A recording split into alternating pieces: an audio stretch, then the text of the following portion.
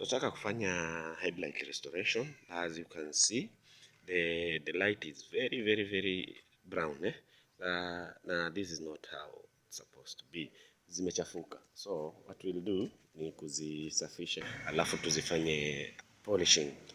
We'll see how they will look after that.